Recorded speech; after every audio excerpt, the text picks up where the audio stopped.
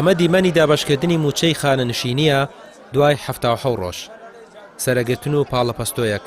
کە لە دوای بانکی بەیانیەوە تا 11 نیوەڕۆ بەردەوام بوو چونکە زۆربەی بانکەکان تا ئەو کاتە پارەی تێدا نەبوو. خانەنشینان دەڵێن ئەوەی دەکرێت سوکاتیە و یاری بە هەست و معنەویاتی خەڵکەوە دەکەن.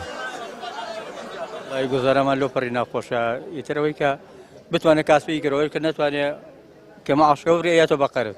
سێکی وەکو من توانیمەکە کرێکاریەکە بەس ئیوایە کە مامۆستایان شتێکە کرێکاری پێ ناکرێت چاوەڕانی موسەکەیت موسەکە ببێتەوە بە خەرس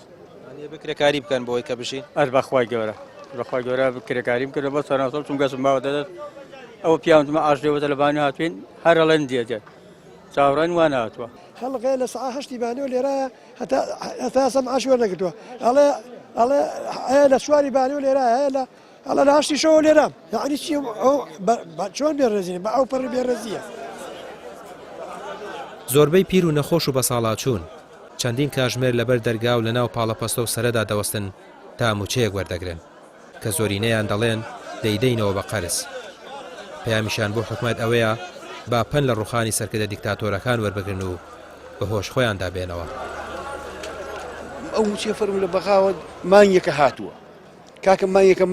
مانگی داهاتوو بۆ تەوزیعی ناکەی تو مانگی دە تەوزیع کردایە ئێستا من بارم سوکترە بوو 11 دەڕۆژی کا دراقی چێکە 12 ماوەیەتر دراقی چێکە بەڵام ئەمان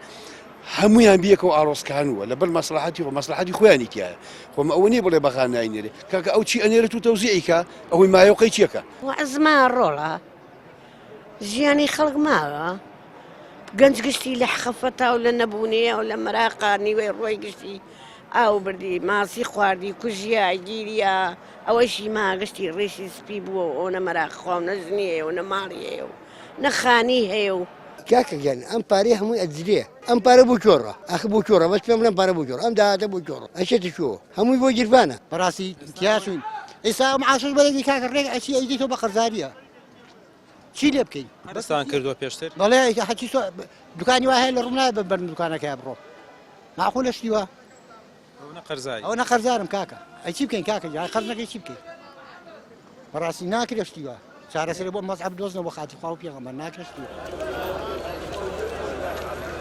خانەنشینان دەڵێن ئازاتی نییە بۆ حکومەت دوای 77 ڕۆژ موچە دابەش بکات لە کاتێکدا دەبوو ئێستا موچەی مانگی 12 ئامادەکاری بۆ بکرایە ئەوەی ئەوان بەناوی دەسەڵاتداریەوە دەیکەن بێبەهای و خەڵک تەواو گەیشتووە بەتێنی و برسێتی کۆتایی ڕێگەکەیە بۆ ئەوان و دەبێت لە شۆڕشی برسیەکان بترسن. ڕامیار عوسمان کەناڵی پێیان سلێمانی.